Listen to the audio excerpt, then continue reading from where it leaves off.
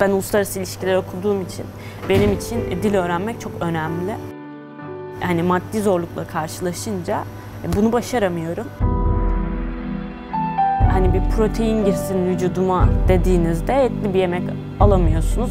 Ailemden de hani destek alamam çünkü benim üniversiteye hazırlanan bir kardeşim var. Biraz karanlık bir gelecek görüyorum.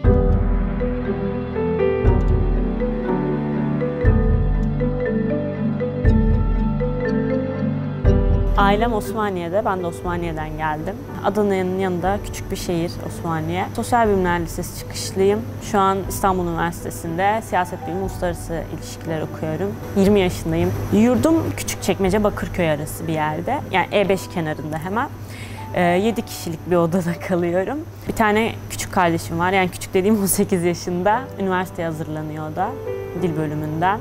Ablam ve abim var. Onlar 29 ve 28 yaşındalar. Annem ev hanımı, babam da normalde mesleği terzilik ama pek iş alanı olmadığı için başka alanlara yönelmek zorunda kalıyor. Mesela en son otelde çalışıyordu. Şu anda da mesela İşkur'un açtığı pozisyonlarda vesaire çekilişlerine katılıyor. Eğer çekiliş kazanırsa oradaki işlere vesaire gidiyor. Böyle.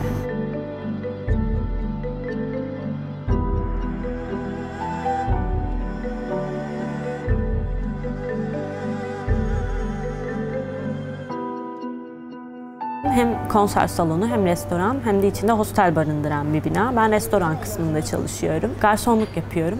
Aynı zamanda kapıda gelenleri karşılıyorum. Çalışmayı küçüklüğümden beri seven bir insanım. Yani babamla beraber vesaire biz stadyumlarda bayrak falan satardık hatta ben 10 yaşındayken. Sürekli iş hayatına atılmak istiyordum falan. Eskiden 4 gün çalışıyordum. Şu an 2 güne düşürdüm okulum için. 550 lira burs alıyorum ben. 340 lira yurt ücretim var. 40 lira yol için ödeme yapıyorum. Ailemden destek almamaya çalışıyorum elimden geldiğince. Ama biraz zorlanıyorum. Özellikle şu sıralar. Yani bu dönemin başından beri epey pahalı okul için alınan, istenilen kitaplar.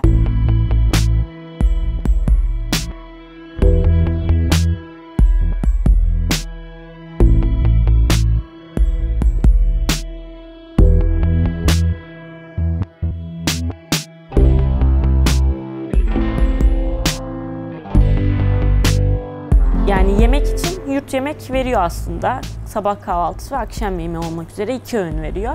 Ama şöyle bir sıkıntı var. Bize belirli bir kota koyuyorlar. Mesela kahvaltı için 4,5 liralık bir hakkımız var. Bununla kahvaltı edemiyoruz normal olarak. Çünkü yurttaki ürünlere de sürekli zam geliyor.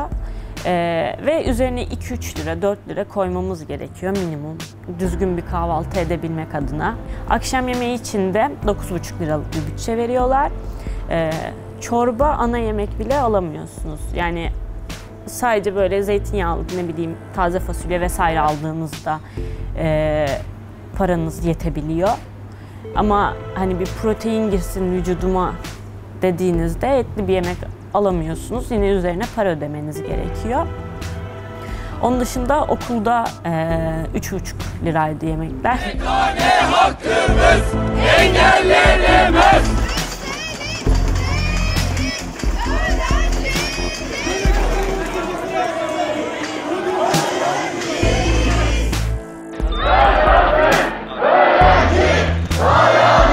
Öğrencilerinin yemeğindeki paradan kâr etmeyi düşünmesi bize biraz garip geliyor açıkçası.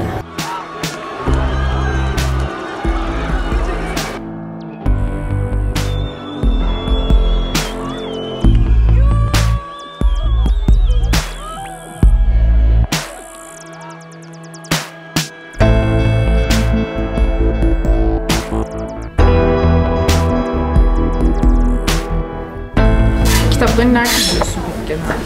Akmar'dan ya da Beyazıt'taki sahaflarından alıyorum genelde. Beyazıt sahafları eskisi gibi olmadığı için genelde Akmar'dan alıyorum ya da yani bunu söylemek çok kötü hissettiriyor ama PDF'in çıktısını alıyorum makul olsun diye fiyatı. Şöyle 1000 küsur sayfalık kitapların fotokopi haline alıyorsunuz. Bir bölümünü aldığımda kitabın 30 lira vesaire veriyorum.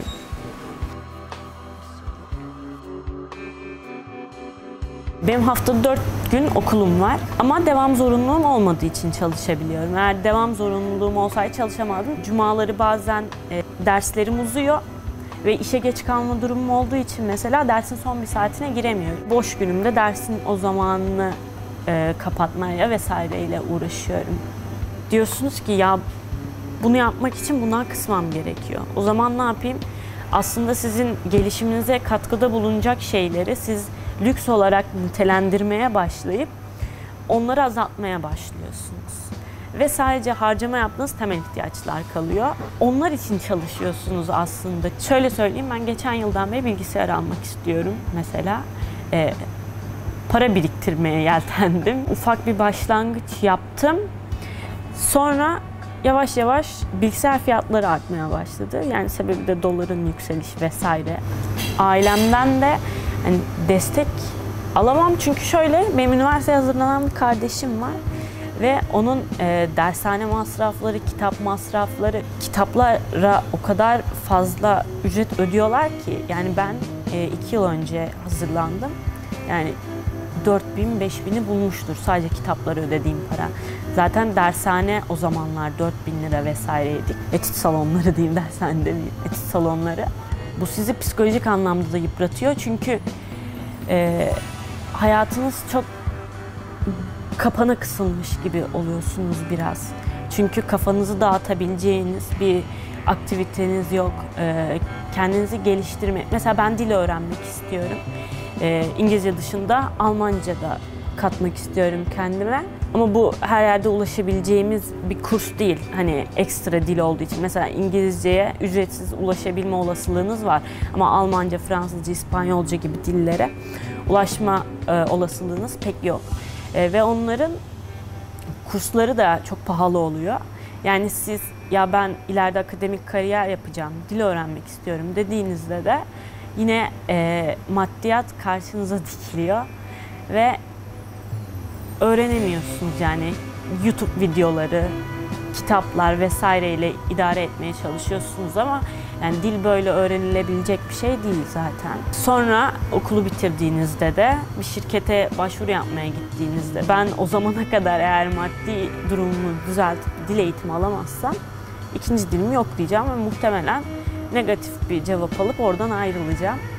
Yani okuldan sonra da pek aydınlık bir hayatım olmayacak muhtemelen böyle olursa. İstanbul'da üniversite okumak demek, tek bir üniversite okumak demek değil, ikinci bir üniversiteyi de yanında okumak demek aslında. Bunu buraya geldiğimde fark ettim. Daha basit bir hayatım olacağını düşünüyordum ben açıkçası. Yani ben okula gideceğim, kitap okuyacağım.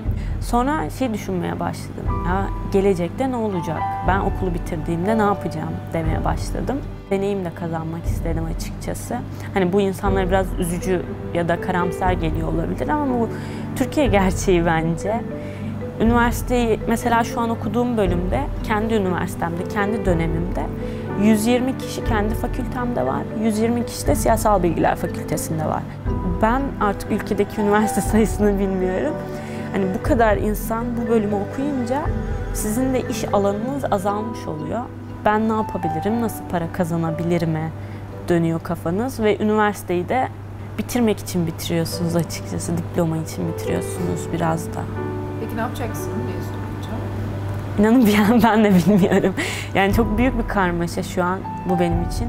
Yani 1. sınıftayım. Hani bazı insanlar düşünmek için erken olduğunu vesaire söylüyor. Ama bir an önce yolumun çizmem gerektiğinin farkındayım. Bu yolda ilerlemem gerektiğinin de farkındayım ama nasıl başlayacağım ben de bilmiyorum. Nereye gideceğini ben de bilmiyorum.